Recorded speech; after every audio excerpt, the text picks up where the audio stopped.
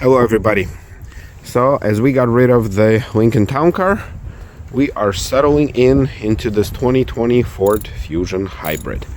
I got my little helper here today helping me to get these permanent plates on right there. We're gonna finally get rid of the temporary plates. We got our parking sticker. We got everything seems to be fine. Now, I had a little bit of an issue with getting the check for the town car.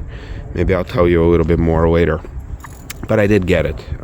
It's just I came to a realization that people at a dealership, whoever works at a dealership, they are pathological liars. they can't help themselves. Even when there's no need to lie about stuff, they lie. They cannot help themselves. Yeah, so they are pathological liars. And the reason for that is because, when I dropped off the town car, they said, okay, you know what, I'm sorry you're a little late. Our main accountant is gone for the day, and, the check will be ready tomorrow. Well, tomorrow turned into 3 days. I kept getting tomorrow. And then finally, when I received confirmation, I was told, well, the check is actually printed at another dealership, which is a Honda. It's going to be here tomorrow, or you can go there and pick it up yourself because the check is there. So I ended up just going to a different dealership, which just so happens to be closer to my house, and I picked it up. So I don't understand, why did they have to lie? They could have just told me, sir, it's going to take 3 to 5 days. The check will be transported, or you can come pick it up, or we'll give you a call. But somehow they can't help themselves. That's why dealing with dealerships is hell. So, all right, let us get the license plates situated. I never had a license plate like that, but it's like laminated with some sort of a barcode. So, but I'll tell you more as we continue our video on a very fall-like day, even though it's the middle of December. So very, very weird. You still got like yellowish green grass and some wind and rain. It rained like for 2 days straight. So, all right, we'll see where.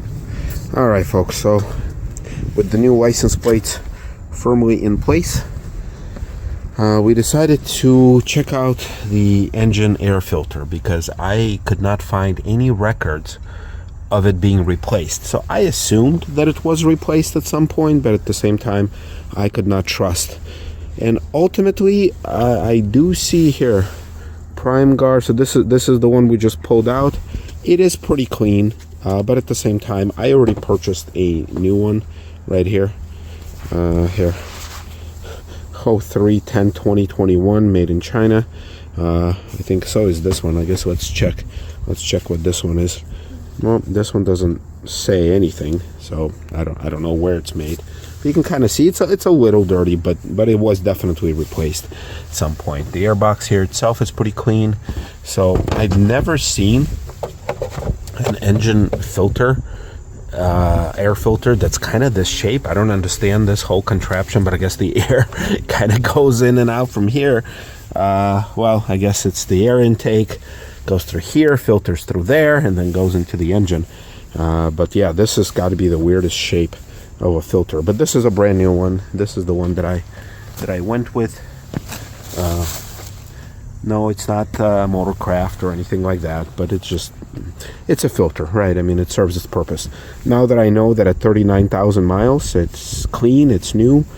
It hides behind this very strange looking cover. I had something similar like this when I had my Buick LaCrosse, where I had to it was on the left there, but I had to release a bunch of screws here, which 2 of them stay with the cover. The other ones, they just unscrewed all the way out. So I'm not sure if I maybe did something wrong. It also looks like there's like some other weird filter in here. What the heck is that? I've never seen this before. Is that, now it doesn't look like it's anything that I should be removing, because it's, well, I guess it sits over, let's see, where does it sit over? So it sits this way, and it sits over like this back piece. If you guys know anything about this, please tell me. Am I supposed to replace this, or is this even Should I even be concerned? It looks a little dirty, but it looks like it's plastic, clips like melted in. So I'm not sure if I'm supposed to get in there. Plus there's this crossbar. Yeah, I don't know. This is new to me. But yeah, this little hat thing just sits on top. I'm going to put these back in, and then I'm going to work my way around, kind of crisscrossing to make sure it's back. I also used some of my degreaser just to wipe some of this stuff off it, so it was all just dirty. And I could finally see the sticker. So this sticker I couldn't see before because it was all covered. So this car has a I guess it has this one has a 2.0 liter. I know that for a fact. So, okay, well, so this is new. And then the next one, we're going to try and do the interior cabin filter, and that's going to be a pain. I'm not sure if I'll be able to do it today, but we'll see how far we go. Plus I topped off a little bit of the coolant, so when I got this car it was fine, but it was below the minimum level on both ends. And so again, I never had a car with two types of coolant before, well, with two coolant reservoirs. So I filled up this one. So this one is, I guess, for the electrical component, and this one is for the engine component. So it's again two reservoir for coolant. That's a new one for me. All right, so there's that. All right, I'm gonna continue working on this, and let's see. All right, so I guess before I proceed to probably the hardest part of today's video, I wanted to do a little plug here for this floor mat from a Signature L right there. And the reason for that is because, since I sold the car to the dealership, my son is playing inside the car, obviously hitting the brake, I had no obligation to give him all the goodies that I wanted to give to the would-be owner, the enthusiast who never showed up. So this is currently on sale through eBay. I will put a link in the description. I can vacuum it before I send it off to somebody, to hopefully one of you. And I'm selling it. This was the liner of my trunk on my town car. There are several pictures of this thing on many of my videos, including the last pictures that I took of my town car. So since I was selling it to the dealership, I took everything out. I didn't include any of the spare parts that I've accumulated over the years of ownership. And this is one of those things. I have a starting bid at $25. It's in good shape. I cleaned it. I salvaged it actually from a pretty destroyed town car in one of my videos several years ago. I have a video of me restoring it. It's in great shape. Once again, I can vacuum it again. It's a little dusty, but it's totally good. I mean, it's just dust from when it was riding in the back. You can see the back side of this thing. Got a little bit of fraying. Okay, there's a hair, but this is the real deal. Here you go. Here's the part number. Here's the Ford insignia. Here it's from, I don't understand. It's between 2006 and 2007 production. So here you go. You guys can have ownership of this floor mat for a Signature L, Cartier L, whatever. All the L. all the L models. So I'm currently just carrying this thing. So yeah, I'll go ahead, bid on eBay. Hopefully somebody buys it. If not, I'll have it as I don't know, maybe someday I'll put it as a floor mat in, I don't know, my apartment or something. But that's another little plug that I wanted to do, tying me in with the town car. But also, yeah, the trunk on this car is obviously much smaller, but I think this is more realistic trunk. I never really had a need for a ginormous trunk like the town cars used to have. Well, like my town car used to have, my former town car. All right, let's move on to the next. All right, guys, don't be alarmed. No, I did not just break my new car. So the next step in this whole process involves literally what looks like breaking your vehicle. And the reason for that is because the in-cabin air filter is located behind the glove box. Now, that's nothing new, because I had other vehicles that have the same setup. Probably the easiest one from what I remember was, I think, a Toyota Camry I had, a 2007 model, where you didn't have to do the glove box. All you had to do, you had to release the lid, so the lid wouldn't come down very far. So there was a little spring that you release, and basically take the lid off. And then there was on the bottom portion, there was like a little access door that you could remove that I think otherwise was very difficult to get to because the glove box would only open down up like up to here. So in the Camry, it was very easy. Here, I'm really afraid what I'm gonna find, because here's what you need to do. So imagine that these two pieces are back, and I didn't want to film it because I needed two hands and I don't have my tripod anymore, although the GoPro stuff, that's already years gone. So I literally had to take a screwdriver and just pop, whoop, well, there you go, and pop these clips off. And it sounded like I was breaking something, but when I took this thing off, I was like, looks like all the clips are still there. One flew off, so I think one got semi-broken. I think this one, because it doesn't want to hold anymore, but they're all 5 are still here. And literally I thought, I was like, oh my god, like I'm about to crack something open. No, I mean, it came off just fine. There's a little sticker there that says that my car, that this part was put on 13/12/2019, because this car's from Mexico. I'm assuming that it's the 13th of December at what does it say? It says 10:31 p.m. Wow, okay. So that came down, and then I had to take this piece off. And once again, I started from this end. You see all the little clips here? I was like, I'm about to break something. There's no way I'm gonna take this off without breaking either this thing in half or the little clips would fly off. But no, I mean, this is fine. Supposedly, this is fine.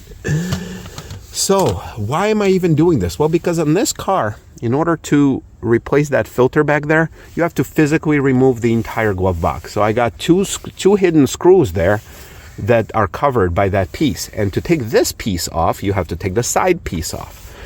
And then there's additional screws, I think, on the very bottom, which once again, I won't be able to film, but they're somewhere down there. And thank God for YouTube. I mean, I'm not going to lie. I mean, I didn't come up with this. Nobody told me this. I looked it up on YouTube. But before going to YouTube, I actually went to the manual, right? The place where you would think you would find the information, because I knew that this car had an interior cabin filter, but I just had no idea where. I mean, I looked at the manual, and the manual says, please see your authorized Ford dealer. So right there and then I knew, oh God, this is going to be a pain, because the manual does talk about how to replace that filter, the one we just did. But this filter, it has no reference material. So I had to go to YouTube. I found another video. There's a few of them out there that has many, many views. And apparently this is a problem, because how many people are going to go and do this themselves? Probably zero. Well, not zero. I guess you got one. Maybe a few. Then even like places like Jiffy Lube, right, where they kind of take the filter from underneath there and they kind of shove it in your face and say, look dirty it is. They're not going to go through this hassle and show it to you. So it's either you're going to go to the dealership and they're probably going to charge you $100 to replace this filter, which costs like $9 that I bought on Amazon, maybe a little more, I don't remember. And then that's it. So I'm like, I don't want to guess, but I'm really thinking that I'm probably the first one to replace this filter in like 39,000 miles. It'll be a miracle if somebody actually replaced this filter. I couldn't find any records from the company where this was done. So I'm going to try to remove this. It's probably going to spend the next half an hour doing this. Hopefully I don't break something in between, and we'll see how far we go. All right, folks. This took me about 15 minutes. And these are not a problem. These come off just fine. I wish they were exposed. I wish you don't have to remove this trim piece, but that's the least of my worries. So they're right here. The ones on the bottom, which are basically, it's the screw that goes into here, and especially the screw, see that goes into here. These are made in hell, only because you can't get to it. There's no light down there.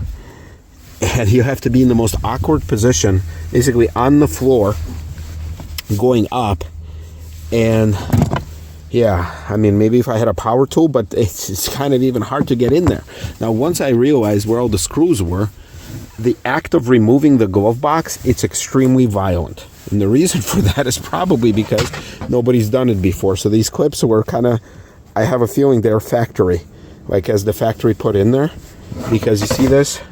All of these were really hard to come off, and because I'm kind of a noob when it comes to this, once again, I didn't know how much pressure I could exert on this, so I'm like, I'm about to snap something, and I have no idea how I'm going to put it all back together. That's a different problem.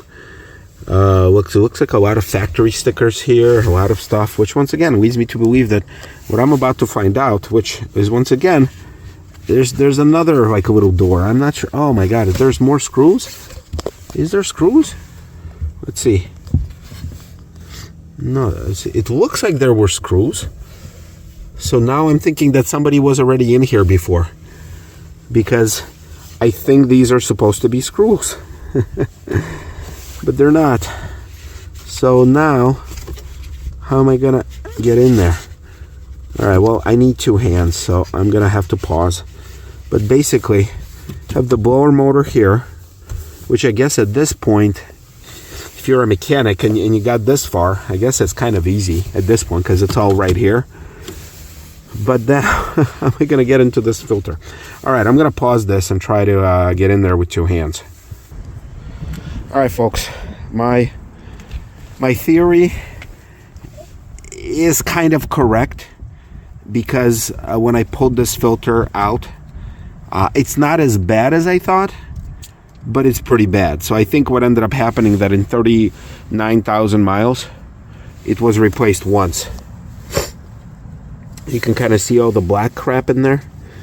Once again, that's not how the filter should look, and it's understandable because as a manufacturer, you have this. It's a pretty, it's a pretty cheap and critical component to the car, and it needs to be way more accessible than this. I mean, look at this here. This is the new one.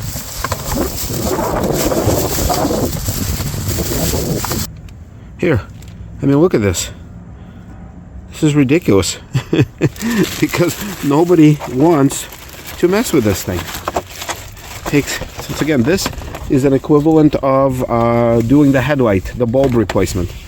Here, got the white part and the gray part, and I'm guessing here it says airflow down, so this is the way it's supposed to go, and then this one has airflow down this way. Oh, sorry, it's not focusing. Well, you get the idea. So I think this is the way, like this. Well, whichever way it goes, I think it's this way. So yeah, and like right here, yeah, it says remove the glove box, pull it out and put it back in, but holy crap, it's right here. At least for a guy like me, this is an afternoon project. Now, I have no idea how much of that crap ended up inside the blower motor. I mean, it's got 39,000 miles, so hopefully it's not too much. I mean, I don't see it like blowing around here, and it's pretty clean. So I think I got it just in time. So let's see. Is this the way to do it? So I got the arrows. Arrows are pointing down. So I think this is the way to do it. It's weird how they have it on the side. So let's see. Yeah. Okay. So there you go. And then to actually these little things, so you got the wires that are in the way. Sorry, this is like the worst place to film. Well, anyway, I think they're supposed to be screws, so I think that this thing was replaced at least once, and the person who did this probably was so frustrated, they're like, there's no need for a screw down here. Actually, two screws. And it's in the videos that I saw of other people doing it, of other guys, they did have screws, so who the hell knows. Alright, I'm gonna put it back to the best of my ability. I'm gonna move some of these wires back. Also, I'm lucky the fact that this model, this is a 2020. I got to tell you more about this. So this is the last year of the manufacturer, and they actually, on one side, they decontented this a little bit because there used to be a light inside the glove box, and there used to be a wire running for that light. Thank God I don't have the light, because if I did have the light, by the violence it took me to remove this glove box, I probably would have ripped that wire. So anyway, try to put it back together now and stay sane. All right, folks, we got it back. We got a few casualties. Number one, this screw, the one that's the furthest out. I couldn't do it. I tried laying down. I tried doing 50 different maneuvers. I'm sure some of my maneuvers could be considered a sex position that I just couldn't get in there, no matter what I tried. So this one will go. And one of the clips broke. Let's see, let me try to turn off the, yeah, there you go. This is from the side panel. They went in there pretty easy, so I'm not too afraid of it. It should be holding on just for, but the little hold-on clip broke, so that's fine. Yeah, so look, whoever's the designer of cars, please make these things more accessible, because Jesus, I mean, I got some great hair from that. But the end result ultimately is, you know, the car's back in its piece, in its one place. I'm sorry, in one piece.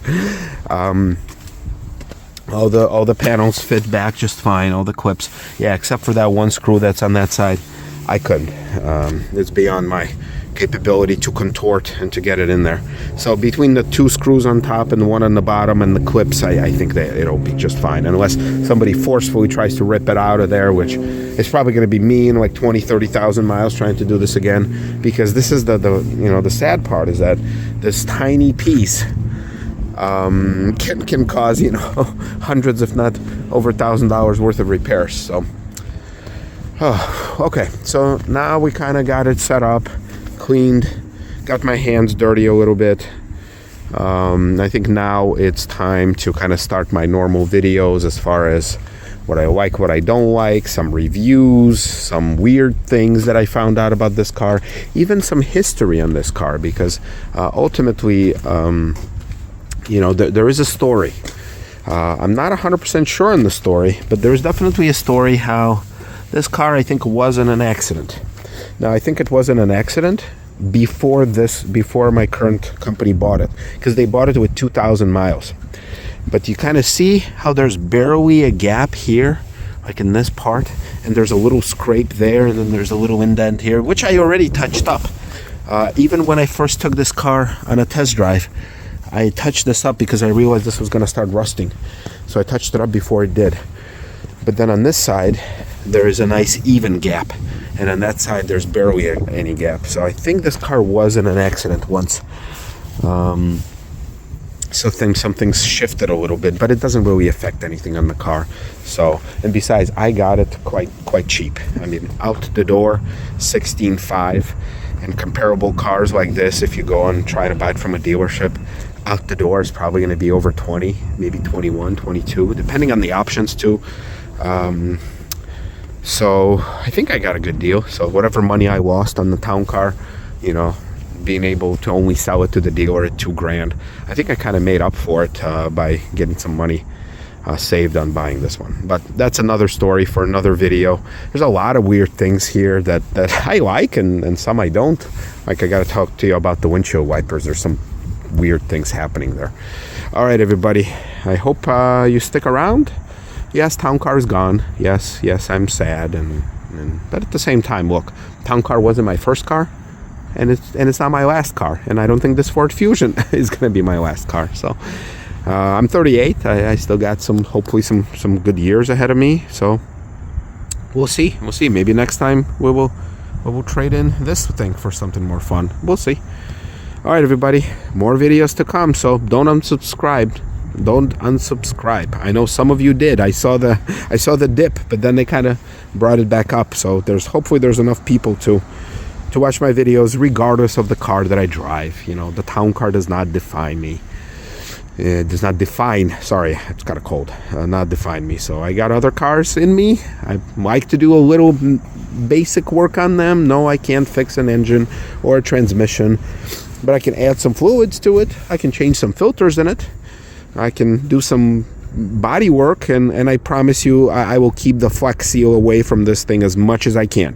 No promises, but currently there's no need for a Flex Seal here. So all right, everybody, see ya.